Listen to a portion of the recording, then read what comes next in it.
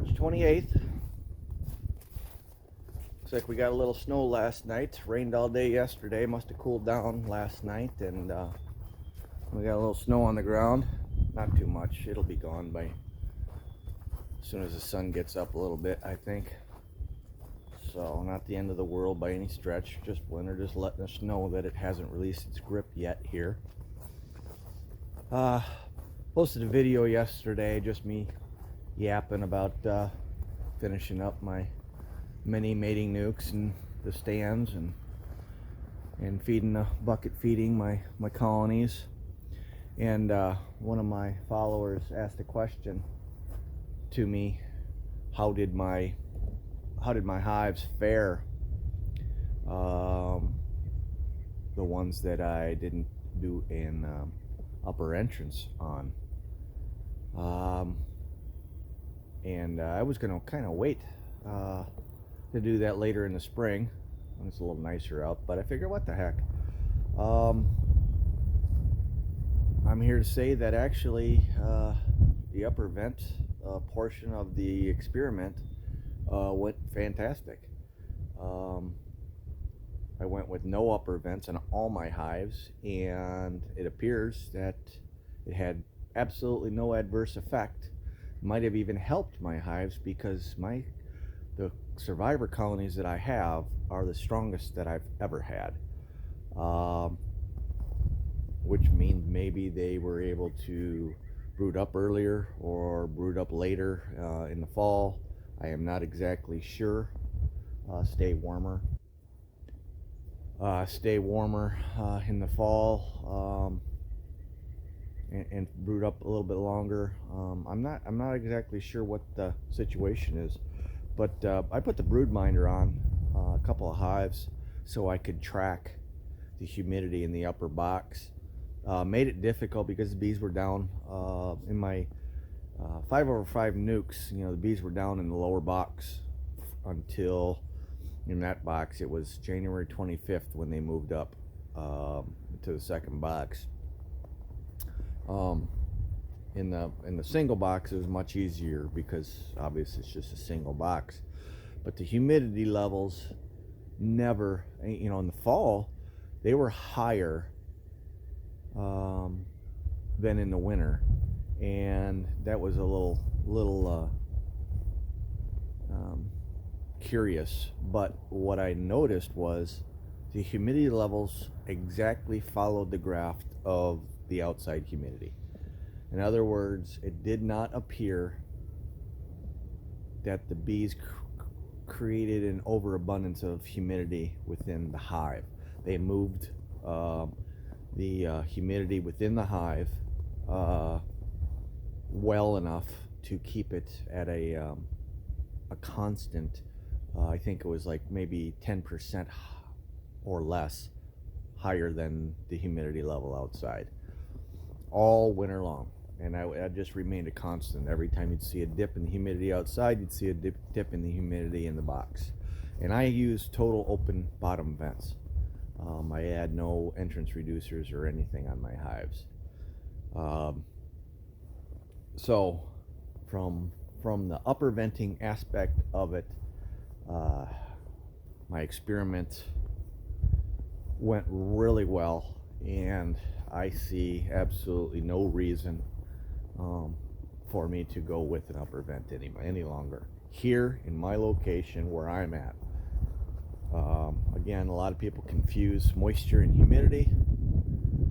Humidity is actually a good thing for bees. Moisture is not. But even Jason Christman just came out with a video where he had a cup and a half of water in the bottom board, and his bees survived in that box. Somehow some water got in from rain and stayed in the lower box. It's rain dripping down from the top that really matters. I've been following a guy here in Wisconsin, and he has a unique way of wintering bees. Not anything too extraordinary, but he had 100% success. He uses no upper vents. It's his third year in a row that he has had 100% on like 80 hives or 100 hives, something like that. you got to pay attention to something like that, especially up here in Wisconsin. What he's doing, he's not doing anything much different than what I'm doing.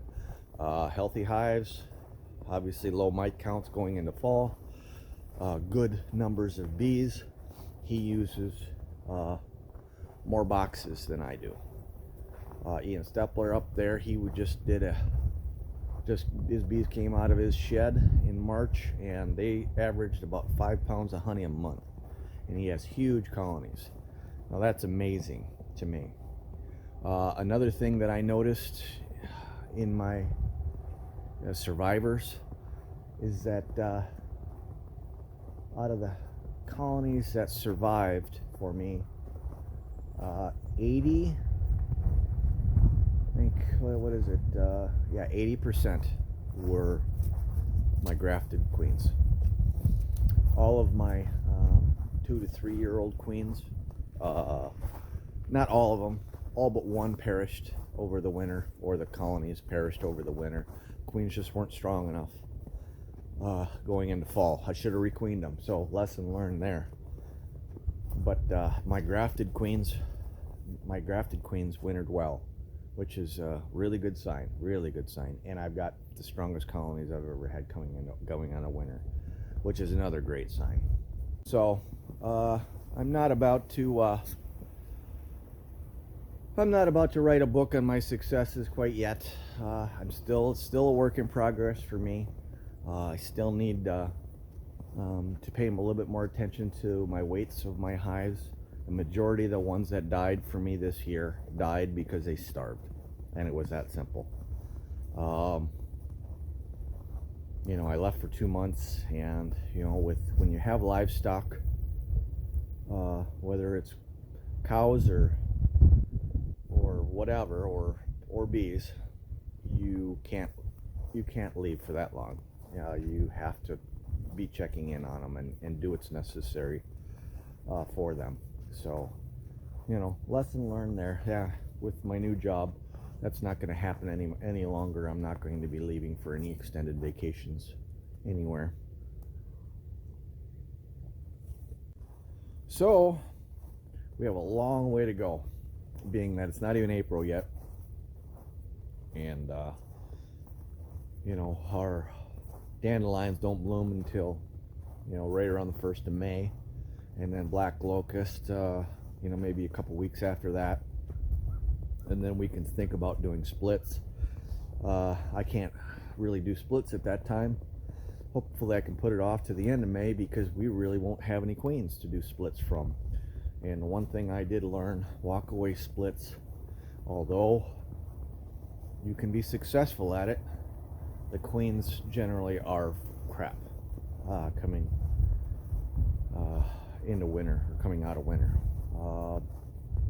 and they don't produce anywhere near the honey of a grafted queen, or a commercially produced grafted queen, ones that I picked up. So, you know, we learn little lessons as we go on.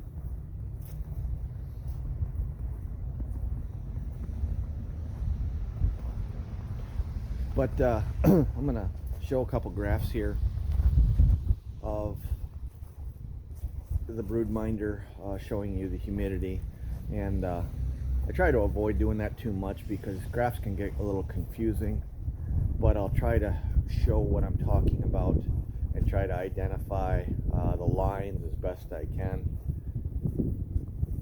so that you can understand what was happening within the hive over the stretch of the winter. You can pause your video and take a look and see, you know, what the hives were doing, how the no upper vent. You know, I didn't have anything compared to, because I literally didn't have a upper vent on any of my hives this year. I just decided that it wasn't necessary, and I went with it. Sometimes you just go with your gut, and my gut was right in this regard. So pause the video, take a look at the graphs, and see for yourself. Till next time, take care, happy beekeeping. Remember, all beekeeping is local.